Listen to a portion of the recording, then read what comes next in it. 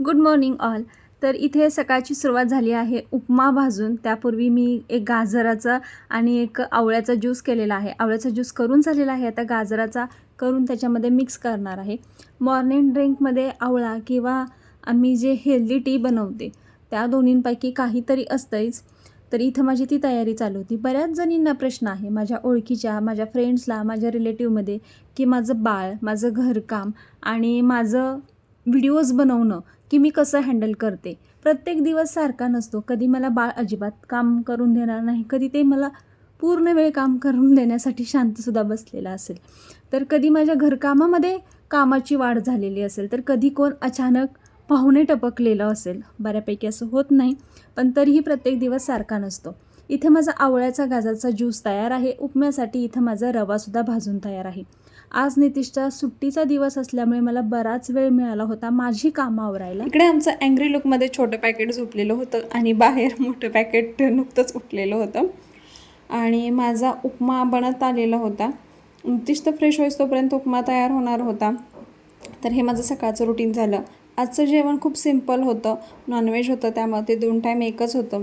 इतर वेळेला मला 2 टाईम जेवण एकच भाजी आवडत नाही. माझी कपडे धुवून झालेली होती आणि कपडे धुवून झाल्यावरती बघते तर इथं आमचं बाळ उठलेलं होतं. तर हा सकाळ सकाळचा फ्रेश असतो, त्याच्यामुळे काही वाटत नाही. नंतर मी चपाती बनवून घेतल्या. चपात्या बनवून होईस तोपर्यंत मग नितीशनं जे नॉनव्हेजचं आणायचं होतं ते आयटम आणलेलं होतं आणि ते मला मग कुकरला लावायचं होतं. त्याच्यापूर्वी मी भात लावून घेतला. भात एका छोट्या पातेल्यामध्ये लावायचा होता. मग म्हटलं कुकर का आपल्याला भाजीला वापरता येईल. तेवढ्यातच मला सासूबाईंचा फोन आला होता काहीतरी ज्वेलरीच्या पावतीबद्दल वगैरे. ते बोलणं झाल्यानंतर मी बाळाला अंघोळीची तयारी करून घेतली आणि आता पहा त्याची अंघोळ झालेली आहे आणि तो खेळत बसलेला आहे. माझं बाकीचं काम सुरू करण्यापूर्वी मला पुन्हा एक महत्त्वाचा फोन आला होता. माझं काम चालू होतं. त्या फोनचं काम करत करत मी माझं बाकीचं किचन वगैरे साफ करून घेतला, कारण की आज मला बनवायचे होते 2 रेसिपी शूट. आणि रेसिपी शूट म्हटलं की किचन एकदम क्लीन असावा लागतो, सगळं सामान त्याच्यावरचं मला हलवावं लागतं. तर ते माझं चालू होतं. बाकी सकाळचं जेवण माझं पूर्ण झालेलं होतं आणि आत्ता बाळ बघाल तर झोपलेलं आहे. त्याला कोणाची गरज नाही लागत आहे, त्याच्यामुळे मला पण असं वाटतं की मी बिनधास्त तो सांभाळत मी काम करू शकते. इथं आमचं बाळ पुन्हा अर्ध्या तासानं जागा झालं आणि नितीश त्याच्यावरती टाईम स्पेंड करत होता. नितीशचा आणि बाळाचा एक खास ब्लॉग येईल, तो तुम्ही नक्की पहा. तर इथे मी शूटसाठी मेकअप करून घेतला, माझे कपडे चेंज करून घेतले आणि इथं मी तयार झाले आहे रेसिपी शूटसाठी. माझं गालावरचं फॅट अजून थोडं कमी नाही झालेलं, हळूहळू होईल कमी. तर इथं माझं पहिलं रेसिपी शूट अर्धं झालं, ज्याच्यासाठी मला 2 तास थांबायचं होतं. आणि दुसरं रेसिपी शूटसुद्धा मी अर्धं तयार करून ठेवलं. ते जवळजवळ ती रेसिपी माझी 2 दिवस चालणार आहे. तर त्यासाठी मी ते टिपॉयवरती आणून ठेवलं होतं आणि आमचं जेवण वगैरे झालेलं होतं. दुपारी 1:30 वाजता मी हे रेसिपी स्टार्ट केलेल्या होत्या आणि माझं ते अर्धं काम ठेवून, म्हणजे मला वेटिंगवर थांबायचं होतं 2 तास, म्हणून मी ते ठेवून एडिट करत बसले. एडिट करत होते तेवढ्यातच मला फोन आला की माझं पार्सल आलेलं आहे आणि पार्सलमध्ये मी मागवलं होतं बाळासाठी काहीतरी. मी ह्या महिन्याभरात जे काही ऑनलाईन मागवणार आहे त्याचा एक खास ब्लॉग घेऊन येणार आहे, तो सुद्धा नक्की पहा. 2 तास पूर्ण झाल्यानंतर मी राहिलेली रेसिपी कंप्लीट केली. खूपच सुंदर टेस्टी असा अमेझिंग फ्लेवरचा, जो बिना आंबट टाकता काही, म्हणजे जो शुक्रवारी सुद्धा आपल्याला चालू शकेल असा इथं हा सरबत तयार झालेला आहे.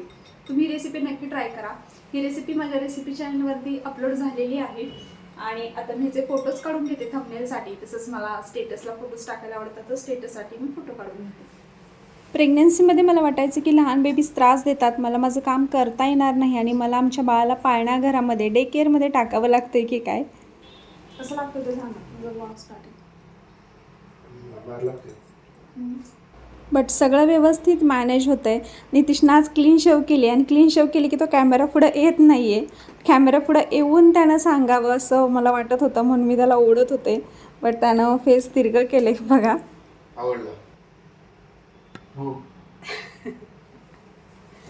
तर या महिन्यात ग्रॉसरी शॉपिंग काय काय असणार आहे याची मी लिस्ट करून देत होते नितीशला, कारण तो आज मार्केटला जाणार होता. याच्यामध्ये काही 1-2 डाळी होत्या ज्या मी जरा जास्त प्रमाणात मागवणार होते, कारण की मला करायचं होतं बेबी फोटोशूट आणि ते मी कसं करणार आहेत हे सुद्धा तुम्ही पाहणारच येणाऱ्या ब्लॉग्समध्ये. तर इथं मी सगळं तयारी करून दिल्यानंतर नितीशनं काही किराणा आणला, त्यातनं काही काही वस्तू त्यानं कमी आणल्या, तर काही स्किप झाल्या आहे त्याच्याकडून. तर ठीक आहे, पुन्हा आणता येतील.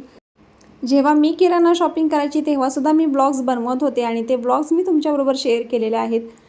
तर पुन्हा जर तुम्हाला माझी ग्रॉसरी शॉपिंग पाहायची असेल तर तसंही सांगा. तर एकंदरीत माझं दिवसभराचं रुटीन आसपास असंच चालतंय. तर आजचा ब्लॉग इथेच संपवते. भेटूयात पुन्हा एखाद्या नवीन ब्लॉगमध्ये. तोपर्यंत बाय.